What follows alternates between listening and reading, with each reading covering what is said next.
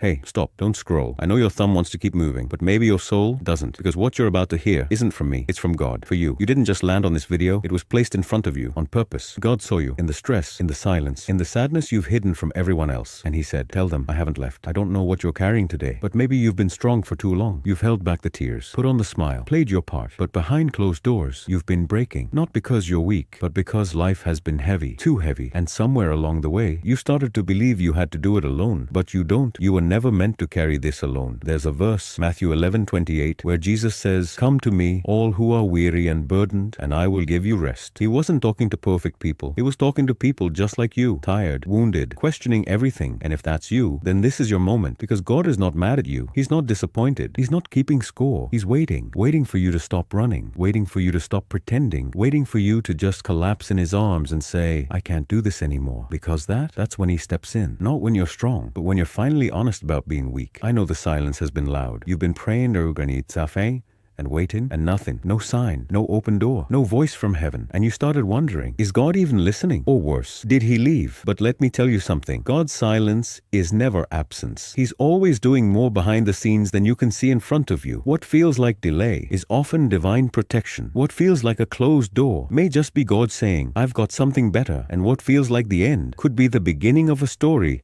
greater than you imagined. You feel like you failed, but God says, you're still chosen. You feel like it's too late, but God says, I make all things new. You feel like your heart can't take anymore, but God says, my grace is sufficient. Do you remember Joseph from the Bible? He was thrown in a pit, sold by his brothers, falsely accused, thrown in prison. He spent years in a place that didn't match the promise, but God was there, in the prison, in the silence, in the betrayal, in the waiting. And when the time was right, he elevated Joseph to a place of purpose that made every moment of pain make sense. That same God is writing your story. He's not finished, and neither are you. You see failure. He sees faith. You see delay. He sees development. You see pain. He sees preparation. What you're going through now isn't the end. It's a setup for healing, for redemption, for testimony. Some days, all you can do is whisper, God help me. And you know what? That's enough. The enemy wants you to think you need perfect faith, but God honors even the mustard seed of belief, even the tiniest cry of, Lord, I trust you, even the quietest whisper of, I still believe. You're not disqualified because you're doubting. You're not forgotten because you're falling. You're not alone just because you feel alone. Let me ask you something. Who told you God gave up on you? Who convinced you that your pain was proof he left? Because they lied. God isn't watching you suffer from a distance. He's in it with you. Every tear, every sigh, every sleepless night, he's there. Psalm 34:18 says, the Lord is close to the brokenhearted and saves those who are crushed in spirit. So if your heart feels broken, then congratulations. God is closer than ever. You may not know what tomorrow holds, but you know who holds tomorrow, and he has never lost control. Not of your life, not of your future, not of your story. So today, let this be your turning point. Let this be the day you stop trying to be perfect. Let this be the day you stop pretending you're okay and just breathe,